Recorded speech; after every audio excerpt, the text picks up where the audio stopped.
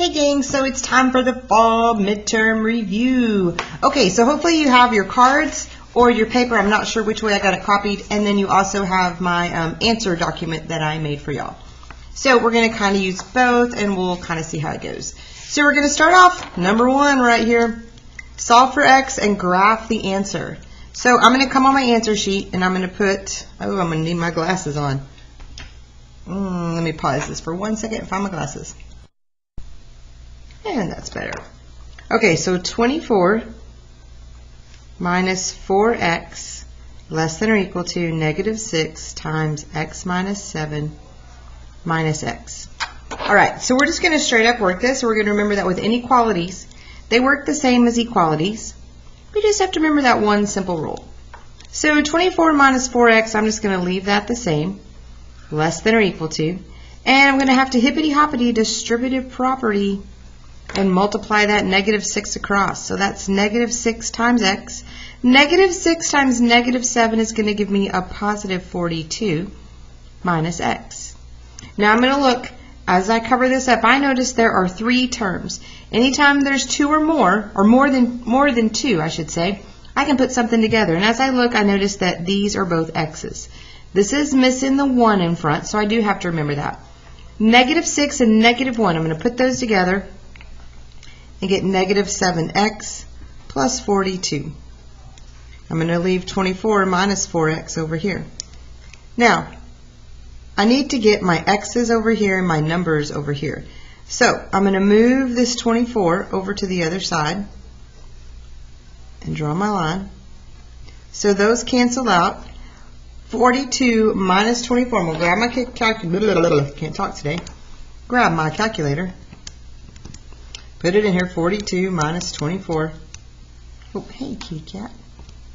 I got a visiting kitty cat friend here. We're going to get 18. So this is going to leave me with 18 over here. But I'm going to do another step at the same time. I'm going to add 7x over here while I'm doing this. 7 minus 4. That's going to give me a positive 3x less than or equal to 18. Okay. Now, I'm going to get rid of that 3. So I'm going to get x is less than or equal to 6. I do not have to flip the sign because there was nothing negative in there. I didn't divide by a negative. So here's my answer. So I'm going to go to the 6. I'm going to circle it.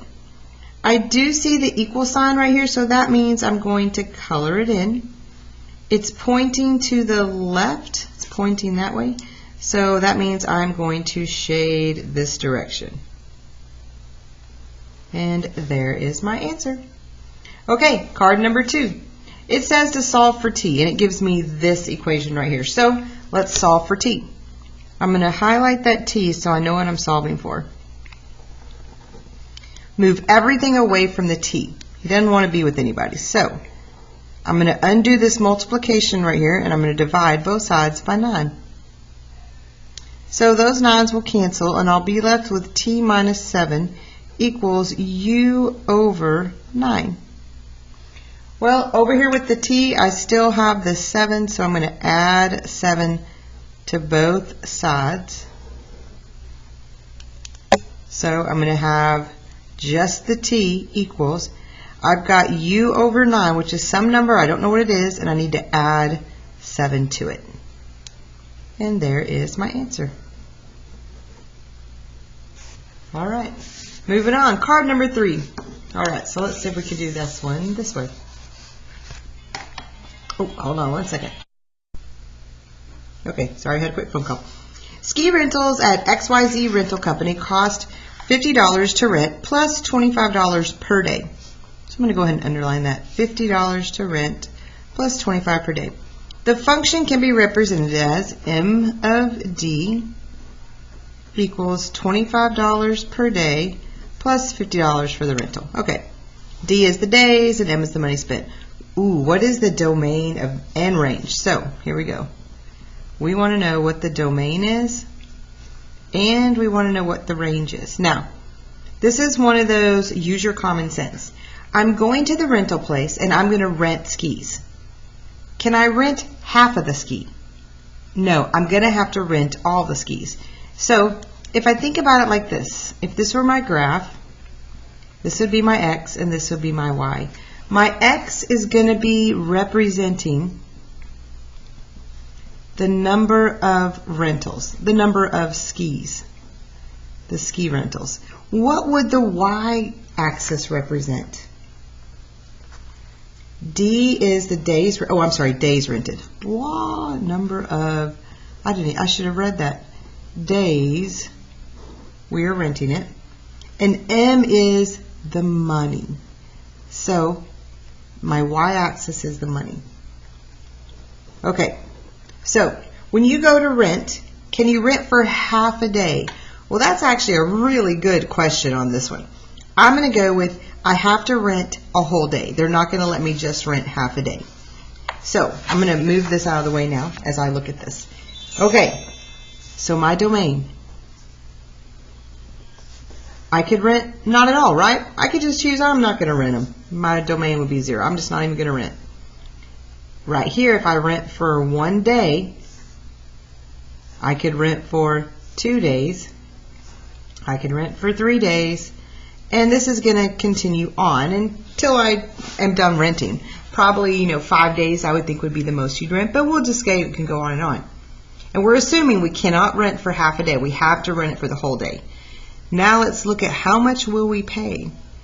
If I rent for 0 days, oh, because I got the skis, I'm still going to have to pay $50. It's kind of a bogus deal. Okay, what if I rent for 1 day? 1 day. I pay $50 plus $25 for that day, so that's going to be $75. Okay, hold on again. Sorry, I sent my son to get gas and he's having all kinds of issues. Okay, what if I rent for 2 days? Well, if I rent for 2 days, this would be $50 for both days. 25 and 25 would give me 50, plus the 50 I already had, so that would be 100. 3 days, and you can see it's going up by 25, right, would be 125. And we're just going to assume it would go on in that pattern. So the thing you have to think about is, can I get half a day's rental? No, we can't get half a day. You have to rent for a whole day. So anyway, when you're doing the domain and range of ones like this, just think practical. Can I rent for half a day? Remember the ones with the text messages? Could I send half a text message? No, you cannot. Okay, so driving in a car heading through North Texas, one can measure the, oh, I see a keyword, the amount of gas used in a table below. I see that word right there. I'm going to think about that for just a second. When I see the word measured, I know that this is a continuous function. And I know if it's continuous that I'm going to have those inequalities. Okay, so I'm going to think about that. Oh, there it is. What is the domain? Okay, well, I know if it's continuous, my domain is going to look something like this. And my range is going to look something like this. So, hours driving. Looks like I'm driving in a car headed through North Texas, and I'm measuring gas. Okay, so it looks like I drove for how long? I drove for about 3 hours. So that means the maximum time I drove was 3. Where does time start? Time starts at 0. It actually equals 0. It starts at time 0, and it ended at 3 hours. Gallons of gas. I used half a tank, 1.5. So it looks like I used 1.5. Where would it start? Well, if I haven't gone anywhere, I start at 0 gallons of gas. I haven't used any. At time 0, I haven't used any gas. But after 3 hours, I've used 1.5 gallons of gas. Okay, so there's my domain and range. Now, the other thing it's asking me, though, is what is my rate of change? What is the change in y over the change in x? Well, I can see that this is going up by a half, right? Each of these is going up by 0.5, and each of these is going up by 1.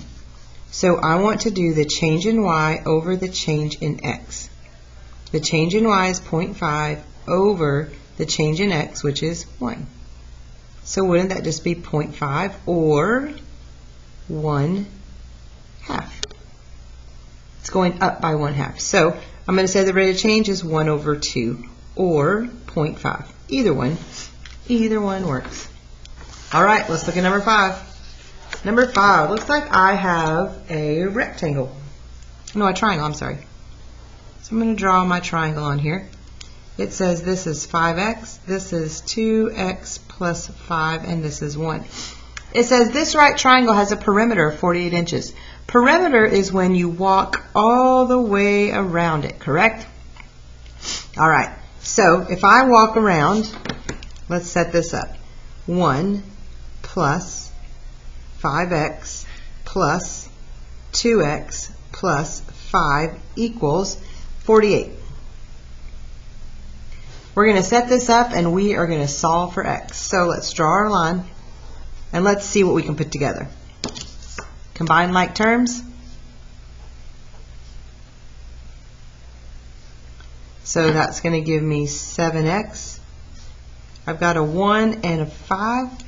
That'll give me 6 equals 48. I'm going to move that 6 to the other side. So 7x equals 48 minus 6 will be 42. Divide both sides by 7. X is going to equal 6. Now make sure we solve this right.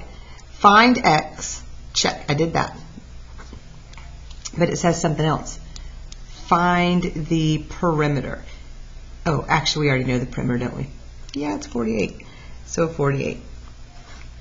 We could double check. X is 6. So this is 1. This would be 30 because 5 times 6 would give me 30. 2 times 6 is 12. 12 plus 5 would be 17. 1 plus 17 is 18. And 18 plus 30 is 48. So yeah, just to double check it, make sure it works. Nicely done, nicely done. Number 6. 6 says solve for x if y is 46. So here we go. So y is less than or equal to negative 6 times x minus 18 minus 2. So if it says solve for x when y is 46, what do I need to do next? Hopefully you said change the y to 46. So let's draw our line. Let's see what we get. Let's hippity-hoppity, distributive property. So 46 negative 6x, negative 6 times 18. I'm going to grab my calculator real quick. Negative 6 times 18, 108. Two negatives make a positive, so it's 108 minus 2. 3 terms on this side means I can probably put something together. I'm looking and I think the 108 and the 2, I'm going to put those together. So 46 less than or equal to negative 6x plus 106.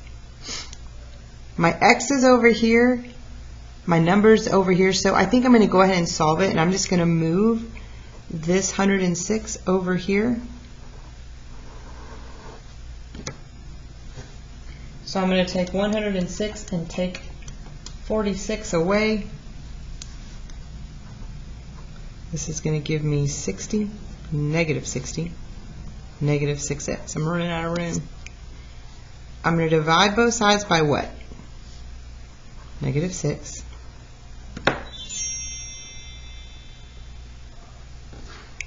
I need to remember I'm dividing by a negative, so I'm going to have to flip the sign. So here I'm going to have x. I'm going to flip the sign the other way.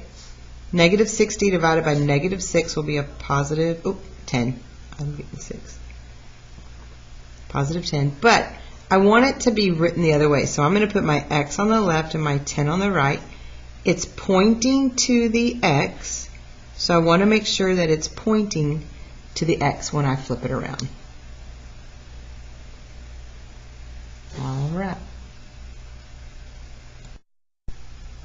Okay, on to the next one. Number 7 says, use the vertical line test to determine whether or not the graph below represents a function. Okay, so the vertical line test. We are going to draw a vertical line test. I only touch the graph once. No matter where I draw it, I only touch once. So, yes, because the line only touches the graph,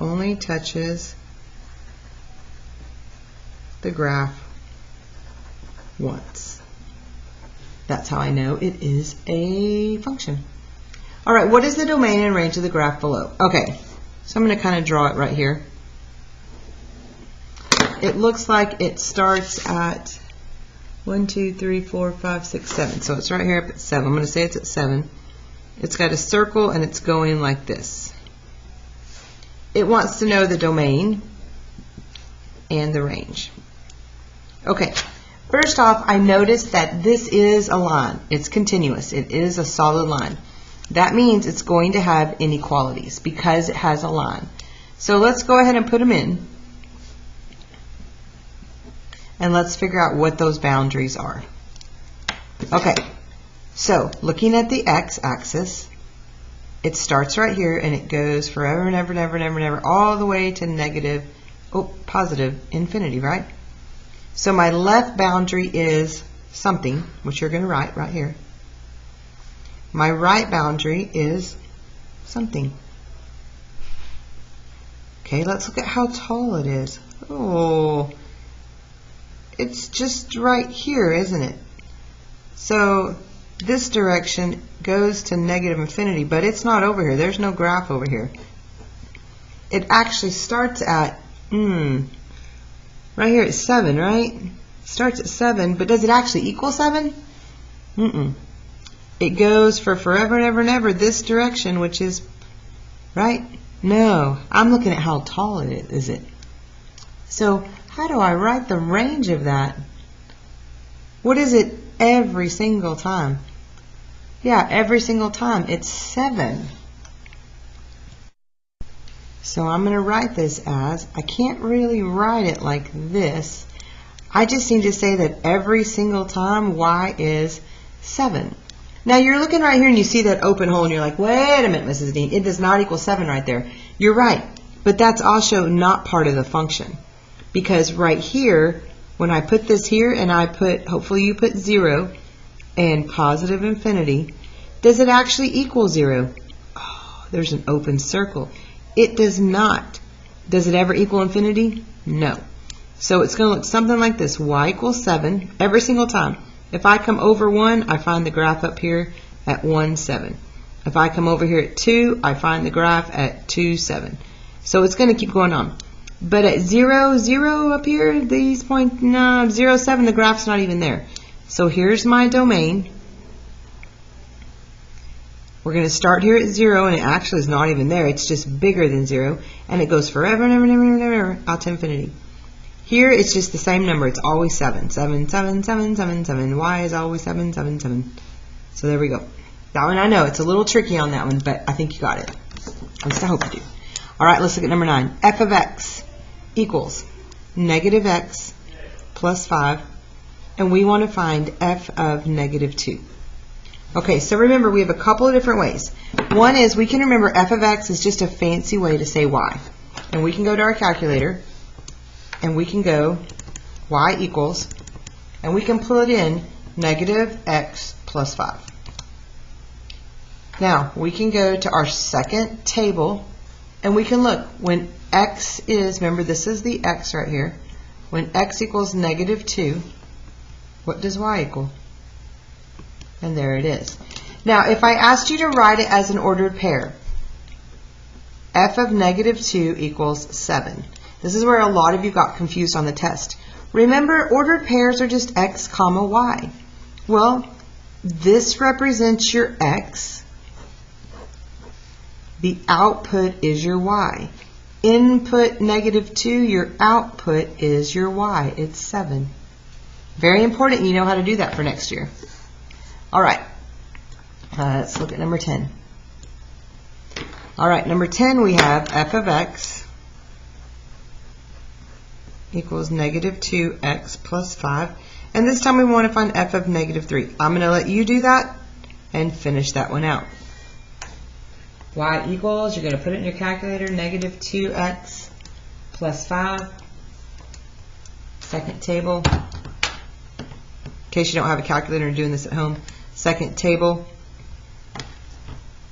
I'm going to leave that there with you to figure out your answer. Write it as an ordered pair.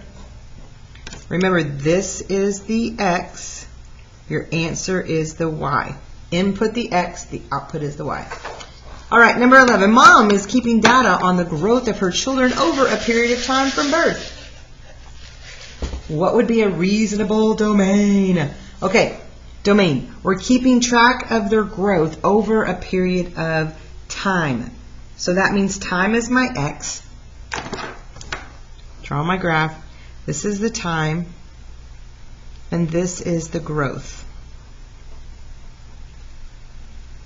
Starting at birth. So we'll just say that right there's birth. What's that going to look like? Well, most people, it's kind of linear. Looks something like that. What would be a reasonable domain? All real numbers? Like, can it be every single number you can think of? No, because it's not going to be negative. So I know it's not that. Is time greater than 3? No. Here it is, less than 63. I don't even know where they came up with that one. The only one that's logical is right here, starting at 0. So there we go. All right, number 12. Write the equation of a line in point slope form and given information. Oh, you know what? You guys don't know how to do that yet. That's interesting. I don't remember 2b being on there, but we will go ahead and take a look at it. Write the equation of a line in point slope form. Okay, point slope form.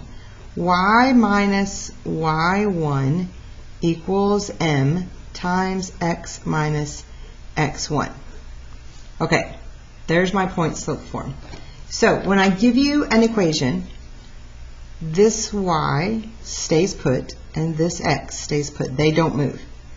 What you replace are the ones with the little subscript and the m. So here's what I'm going to give you. M equals, on this one, negative 2. The slope is negative 2. And the point it goes through is 4, negative 1. Now, you already kind of know these. You just don't realize you do. This is x, this is y. Nothing new there. You knew that. You already remember we were doing slope y2 minus y1. Well, here's our y1s and our x1. This would be y1, x1. We are just going to plug and chug. So y minus, keep it just like it's written. Let's plug in y1. y1 is negative 1 equals, plug in your m, which is negative 2 times x. Remember the dark x stays, minus, and now let's find our x1, which is 4. All right, so there it is. I don't want to leave it like that. I want to simplify it a little bit. Two negatives, hit them together and make a gigantic positive. So this is y plus 1 equals hippity-hoppity distributive property with this negative 2. We're going to do negative 2x. Negative 2 times negative 4 will be positive 8. It's all simplified, so let's move this one over here.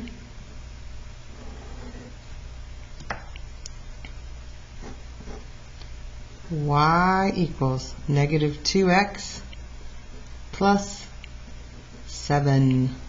Yeah, you're like, oh, that's not bad at all. No, it's not. And I'll give you this. I don't remember there being one like that on your test. Maybe there was, and I just missed it. I'm going to go back and look at your test after I finish this review. Oops, sorry, Kit Kat. Sorry. All right, here we go. Number 13. That concludes page 1 of our midterm review. All right, we are finding the 30th term.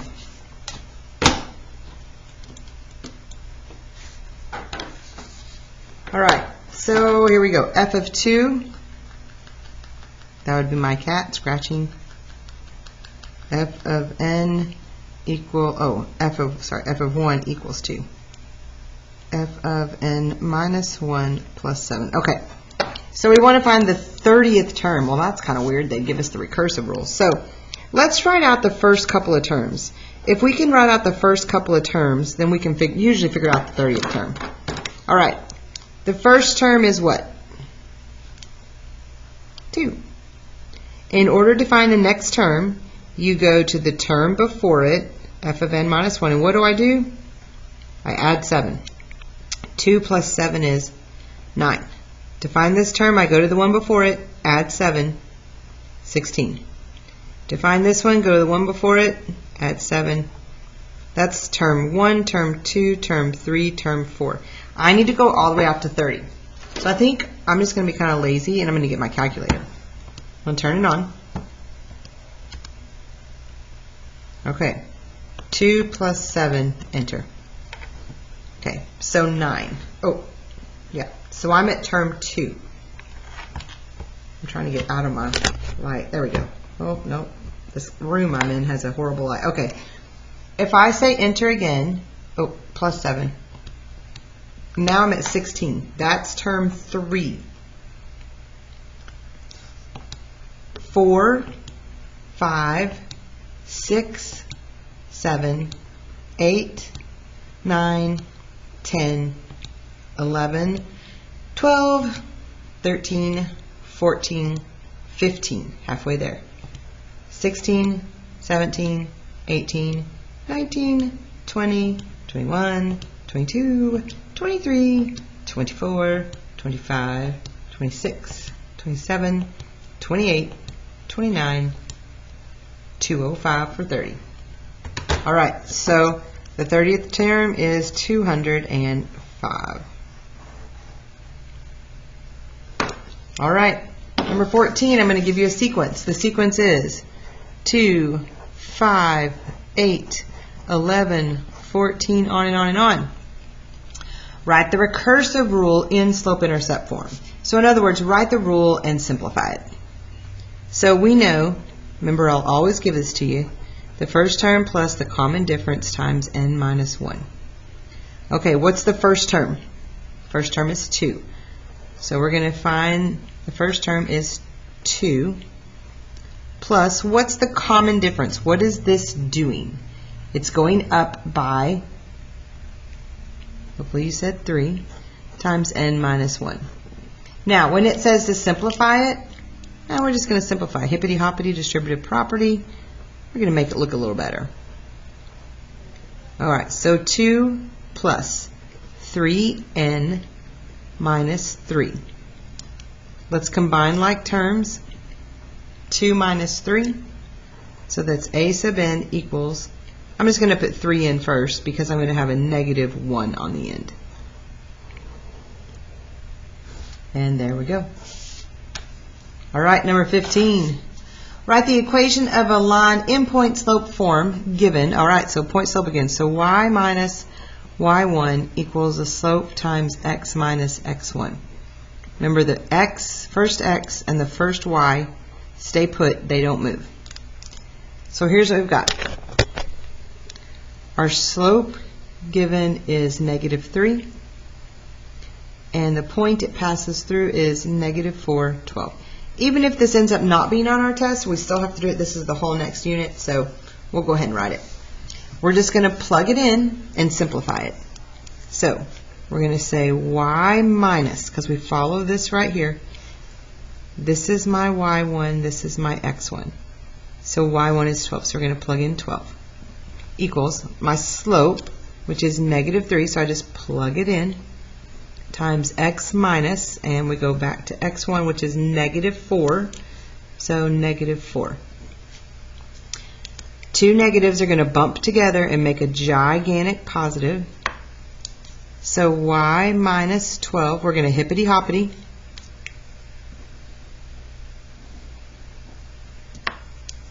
Negative 3x minus 12. I'm going to have you simplify that. Move that 12 to the other side.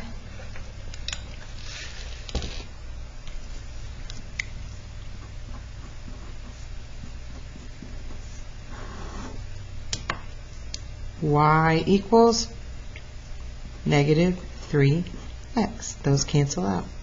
Now, just as a question, That's a very special function. Do you remember what we call ones where there's no b on the end? Oh, you're already going, I remember it, direct variation. That is a special one because it would go through, if I were to graph it, it would go right through the origin.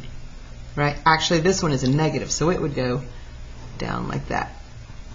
But it would go through the origin. Goes to the origin, it's a direct variation. All right, number 16. Write an equation to represent the table below. You know what, guys? I'm going to pause it. I just don't think these are on our midterm. Hold on. Okay, that would be negative. So we are going to mark off 16. We are not going to do that one. In the equation 17, we are doing this one. Y varies directly with x. X equals 4 when y equals 16. What is the value of x? X equals what when y equals 12? Okay, these are the situation it gives me. Now remember, direct variation means it's proportional. So I can do one of two things. One is I could just write the equation y equals mx plus b. But remember, for direct variation, there's no b. So I just need to figure out the slope. Well, slope is the change in y over the change in x.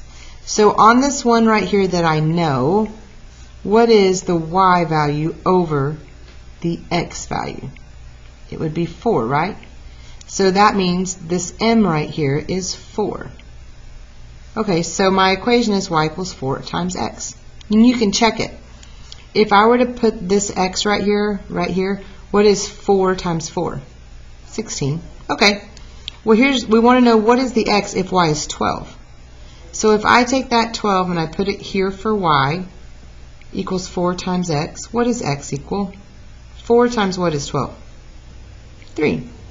There's my missing number. I think that's almost as easy to do as cross multiplying and making it proportional. Is just remember that you can just set up an equation and find it. It's a little bit easier. Go back and watch that if you need to. Determine the slope of a line that's represented by this table. Okay, I'm going to let you do that one. I'm going to remind you. You just want to do the change in y over the change in x. What's the change in y? What's this doing? It's going up by the same thing every time. What's it doing here? It's going up by 1, up by 1, up by 2, up by 2. Maybe I should work that one with you because you might be looking at it going, what? This is going up by 4 every time, right? This one's going up by 1, up by 1, up by 2, up by 2. I have to check every single one. Determine the slope of a line represented by the table below. Well, I think this is kind of a trick question because what we're going to do is we're going to change this. Let's change this to 7, and I may have already done that, and this to 8. That way these are all going up by 1, and you can do it. So it's going up by 4 over 1, so my slope is 4. The other way it was going, it was not going to be linear. How would I have known that? I could have graphed it, but also when I set it up, I'd have 4 over 1, 4 over 1, 4 over 2, and 4 over 2. It has to be the same rate of change each time in order to be linear. All right, let's look at 19. I'm going to make a note on there that I need to change that to 7 and change that to 8. Okay, an airplane lands, or is 25,000 feet above the ground, begins descending on a landing strip. The table below represents the coordinates of his descents. What is the plane's rate of change? All right, rate of change. Let's do our ordered pairs. You've got this is your x and this is your y.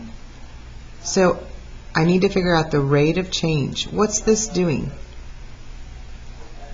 It's going up by, 4. So my change in y over the change in x. Well, the change in x is 4. I can see that one pretty quick. What's this doing? It's going down. How much?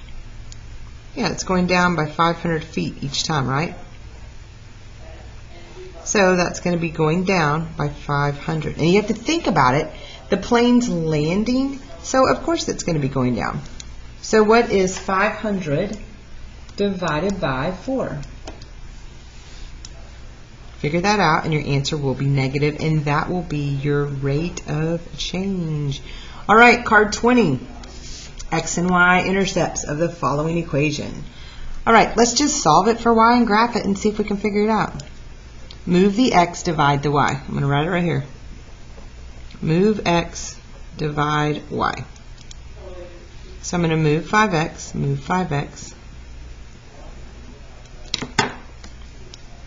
negative 6y equals, I usually put the x first and then put the number, divide the y, divide everything, every single one by negative 6. So y equals positive 5 over 6, because negative over a negative is a positive. I still have the x. That's going to give me negative 5. All right, so here's my equation. So I want to know what the x-intercept is and what the y-intercept is. I'm going to look. Hopefully I can see them. Y equals, clear it out. Alpha y equals, and I'm going to do 5 over 6 x and then minus 5. I'm going to hit graph. I'm visual. I want to be able to see it. Sweet. I can see that one and that one. So x-intercept is 1, 2, 3, 4, 5, 6. And the y-intercept is right here, negative 5. Here's my intercepts. 21. What would be the zeros of the line? All right, zeros. Heroes stand tall. Zeros lay down. If you're laying down, you would be on the x-axis. Where are my zeros? Right there. 1, 2. I believe it is at x equals 2. All right, 22. Given 2x minus 4y equals negative 8, what is the slope and the intercept of this equation? In order to see the slope, I'm going to have it in y equals mx plus b form. Take a minute, move the x, divide the y, look for your slope, and look for your y-intercept. Pause your video here if you need to. All right, moving on. The next one, I just need to solve for x. Hippity hoppity. I'll get you started and I'm going to let you finish it. 2x minus 8 equals. When you get to this side, you may be like, I forget what happens. Anytime you're missing a number, put it in. We know it's a 1. Negative 1 times 3x and negative 1 times negative 4. This 2x is in the front. It is not a part of this back here. He's just hanging along. So that's 2x. Negative 1 times 3 is negative 3x. Negative 1 times negative 4 is positive 4. Remember, when you have more than 2 terms on a side, you can probably put something together. What can I put together over here? I can put 2x and negative 3 together and get negative 1x plus 4. And I still have 2x minus 8 over here. This is my x side, this is my number side. Finish it up. Move all the x's over here, move all the numbers over here. Solve it out. All right, pause your video so you can work that. In one basketball season, Lisa made twice the difference of the number of baskets Alyssa made. And you know what? We're not even going to do that one. Just put a big X on 24. Let's not do that one either. All right, there we go, 25. Your midterm doesn't have really hard ones on there like that. I don't think anyway. They're pretty straightforward. Determine the rate of change of the graph. Okay, rate of change. Oh, look at all those decimals. Ouch, yuck, ooh. All right, so I need to find ones like right here. Here's one. Here's one. There's one. You want to find the ones that hit right in the corners. And then we can kind of look. I can do rise over run. So it's a positive slope. How much does it go up? Don't tell me that it goes up 2. It doesn't go up 2. It goes up 40. That's a 40 right there. So change in y over change in x. It rises 40. How much does it run over? 0.4. 0.4. Right? Another way that you could do it, if you're like, oh, I'll never remember that. Find your two ordered pairs. 0, 0. This is over 0.4 up 40. You can do it that way too. Either way you want. I'm going to come over here. I'm going to do 40 divided by 0.4. So my slope is 100. Pay attention to your graph. If you're going to do rise over run, make sure you notice how much am I rising? How much am I running? I could look how I rose 100 and ran over 1. 100 over 1 is 100. You could look at it that way too. Which equation which is the equation of the line graph below? Okay, let's just write this one. I can't remember if there's one like this on there either. Sorry, y'all. So if I want to do the equation, if I gave you a situation where I gave you a picture and you had to determine which one it matched, you would just plug it into your calculator and hit graph and see which one it is. So let me do this. Boom. Okay, let's figure out which one it is. So I know that in order to graph it, I need to look at this. I'm going to notice that this y-intercept is at -3. That's the B. -3, -3, okay, so they all are at -3. So I'm not sure which one's right. So I'm going to go to my calculator. I'm going to go to y equals. Let's put it in. -1. Well, let's see. What can you tell me about this graph right here? Is it a positive slope or a negative slope? Read it from the left to the right. It's growing. So this is a positive slope. This is a negative slope. This is a negative slope. Positive. So, okay, so it's one of those. So I've already eliminated a little bit. So let's go here. Let's do alpha y equals 1 over 3x minus 3. Let's graph it. Let's just look. Oh, looky there. Hey, that looks pretty close, doesn't it? I think that's it. I think it's C. I'm just going to check. I'm going to come below it. I'm going to keep that one on there. And I'm going to do 3x minus 3. Let's just see so we can compare them and see what they look like. Oh, yeah. It is definitely not that one. So my answer would be this one. So I'll give you the graphs and you can check them that way. That makes it a little easier. All right, 27. This is the graph of a linear parent function. Okay, linear parent is right there. What would happen if you doubled the slope? So, well, let's just do it. Let's do y equals 2x. Remember, the parent function is y equals x. Double the slope. Let's make it 2x.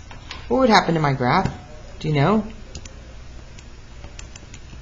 If I go from y equals x to y equals 2x, double the slope. There's the parent.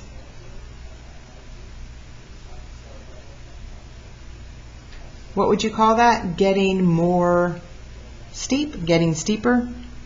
What would happen if you double the slope? It would get steeper. Now, I'm going to put it in red right here. It would look something like that. I'll do the next one in blue. What would happen if you made the y-intercept to a positive 2? So if I made the y-intercept right here, wouldn't it look something like this? So I would say what? I would say it would move or shift, whichever way you want to say it, the graph which way? Up. How many units? 2 units. Write the equation of a line if it is reflected across the y-axis, the slope is doubled, and it's translated up 2. Okay, so here we go. Y equals. First off, we're going to reflect it. Reflecting means we're just going to make it negative. Then we're going to double the slope. So let's make the slope 2x. We're going to translate it up 2 units. So I need to say plus 2. There is my new equation. All right, here we go. Last one. What is a situation of a discrete data? What's something that's discrete? I want something that's countable. You come up with something. I'm going to rattle some off real quick. Dogs in a kennel. People in the band. Instruments played in the band. the keys of a keyboard, cars in a parking lot, the markers in a container. You get the idea. Things you can count. The crackers in a box. Give me a situation that is continuous. This is something that I can measure. The time it takes to get to grandma's house. The time it takes to watch a movie. The growth of a child over a period of time. How much water it rains in a rainstorm. How much snows on the mountainside. You get the idea. How much concrete I mix to lay bricks on the sidewalk. Anyway, you get the idea on that. I hope this video helps you guys with your midterm. Thanks for watching.